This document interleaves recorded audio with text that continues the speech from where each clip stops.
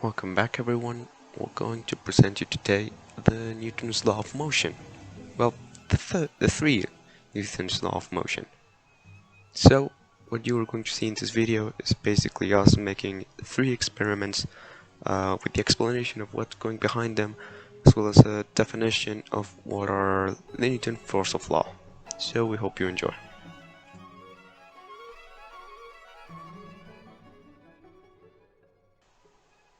So the first law of motion of Newton, the law of inertia.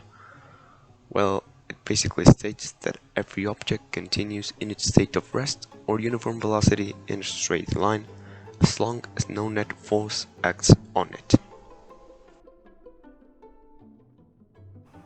The first law of Newton explains that every object will continue in a straight line as long as an object does not apply a force on it.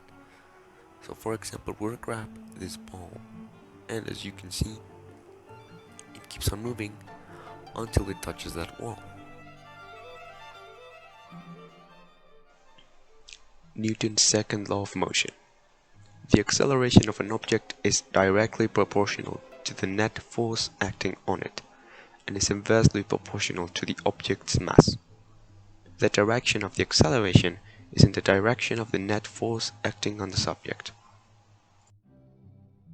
In order to prove the second law of Newton, I would use a shopping cart, but I don't have one, so we're going to use this chair. So basically what I'm going to do is I'm going to push this chair with a lot of weights on it. And I don't mean books, literally I got a dumbbell and put it inside my backpack. Well, not one, a bunch of them. And basically what we're going to see is that it's much tougher to push the chair with more weight on it, because it's going to have less acceleration than the chair without the weight on it. This is the chair without any form of weight on top of it. So you can see it's actually pretty easy to move.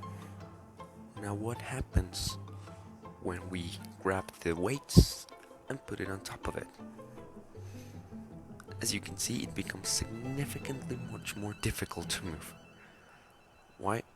Because there's more mass. And I cannot output enough force for me to move it at the same rate that I was moving the chair without them. And lastly, the Newton's third law of motion. Whenever an object exerts a force on a second object, the second object exerts an equal force in the opposite direction of the first.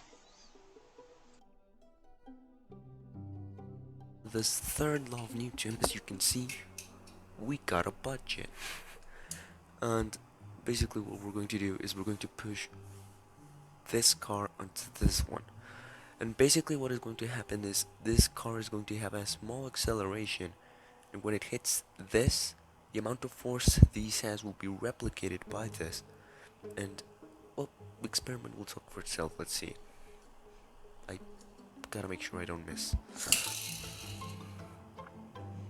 So, as you could see, basically the red car hit the blue car, and the blue car moved backwards because of the force of the red car, but also the red car stopped because the blue car emitted the same force but in the opposite direction, basically making it stop a few moments later. In order to conclude, as you could see in the experiments, they were not precisely scientific, to be honest.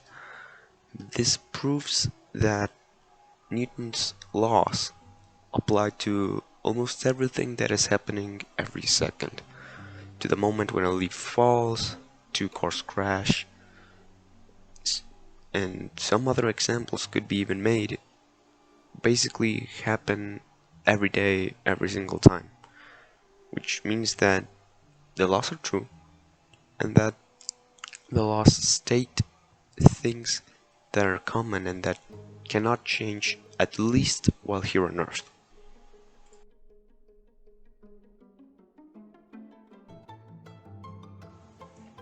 Thank you for your attention. We hope you enjoyed.